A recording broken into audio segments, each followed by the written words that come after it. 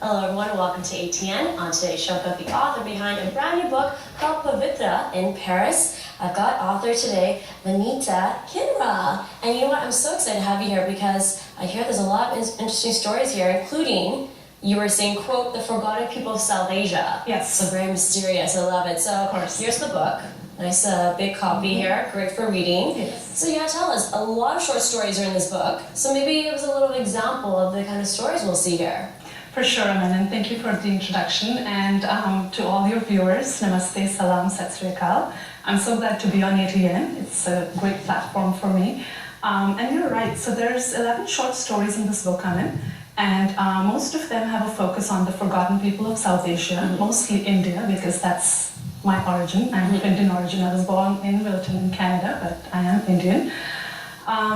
So 11 short stories, and the main protagonist characters though are women. So that's the most interesting part, because being a woman myself, I can get to walk in their shoes and think like them and be like them. Not to say that I don't do justice to the men characters in my book, but you can expect a lot of variety. Arranged marriages, for example. Are these all fictional stories, or yes. Oh, they are. Oh, excellent. So, do you cover basically all aspects that women deal with? Like you were saying, arranged marriage, I'm guessing a lot of love. Yes.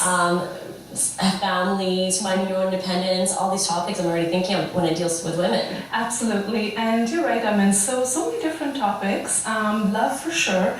There's humor, there's a lot of emotion. A lot of my stories are very intense. For example, to give you an example, one deals with dowry death of a young girl.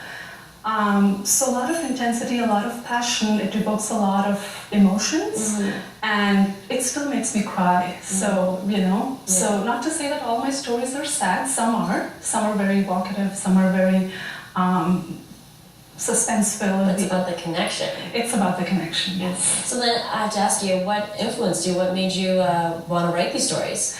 That's an interesting question, Amin, and thank you for asking me that. I have a passion for writing since childhood, and as I grew older, when I went to college and university, I always opted for English. So I have my bachelor's degree in English, and also when I went to JNU, Jawaharlal Nehru University in Delhi, to do my master's in French, it was languages that, you know, intrigued me, and so I ended up being an English teacher in France for 3 years. Oh, exciting! Starting with the high school, and then I went on to teach universities. So I was teaching BA level students there for 2 years, and so English, it's all about expressing myself, helping students, and you know, that type of thing. But writing, it comes from my heart, so that's something I really connect with. Also, I had some not so pleasant experiences in life, unfortunately, and it works as medicine for me. It's very therapeutic, so it helps me heal those negative influences, those negative thoughts. And, well, it was bittersweet. They come from my family. But without going into details and without digressing too much, I would like to say that I had a very memorable and happy childhood, but then things took an ugly turn after I got married. So to try to deal with that build-up that I had, I took to the paper and the pen. That's amazing, and it's something that I think other women can connect with as well. Yes. Excellent. So then let's actually backtrack. So you were talking about you always had an interest in writing. Yes. So, like, I'm trying to picture you as a child, you know, you were born in India, right? Born in Canada. Born in Canada, but then you ended up in India. Yes. So then talk to us about just how you found yourself writing and making that decision of being like, I'm going to become a writer. Sure, and you're right. So I have traveled quite a bit in my life, Amin. And when I was a little over 2 years old, my parents made the decision to move back to India because they wanted to give us that cultural background and, you know, all the good things India has to offer. Just help us connect with our roots, and you know, and you see I'm quite Indian in my ways.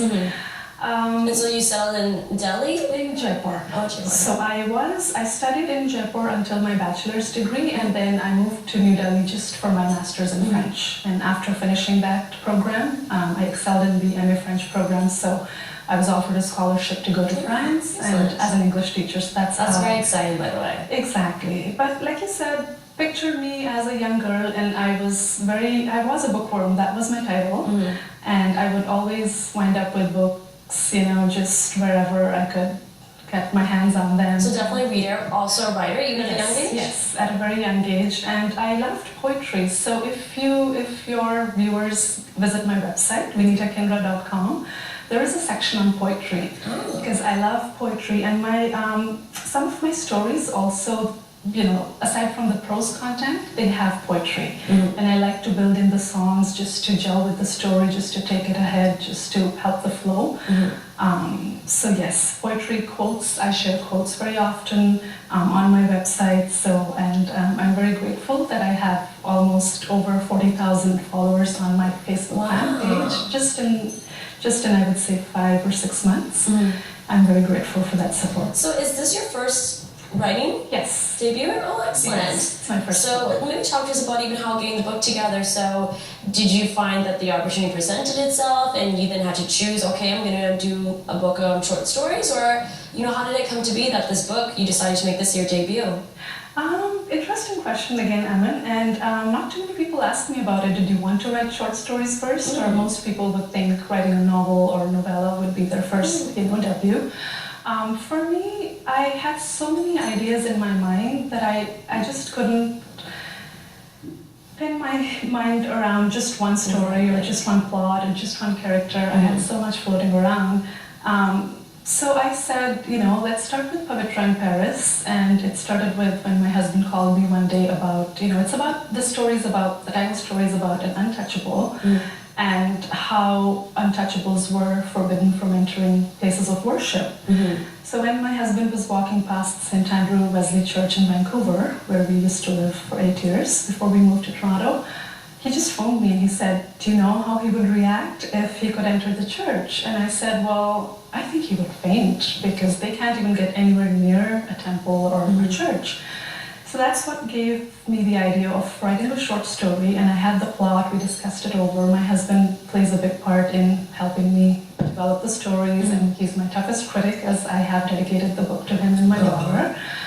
So that's how this story came to be. So when I wrote the story, I said, well, that was a very good story. I was happy with the surprise end, and the readers will be surprised. They're not expecting what they will see in the end. Yes, that is. They're happy for Pavitra, but they're sad, so there's a mix of emotions there. Interesting. And that took me along writing short stories, because they're quick to write, but they're difficult to write because, you have to get everything together and wrap it up. So that's what I was wondering where you chose it, but we're going to get lots more information from you. And we get to take a little commercial break, so folks, don't go anywhere. We'll be right back.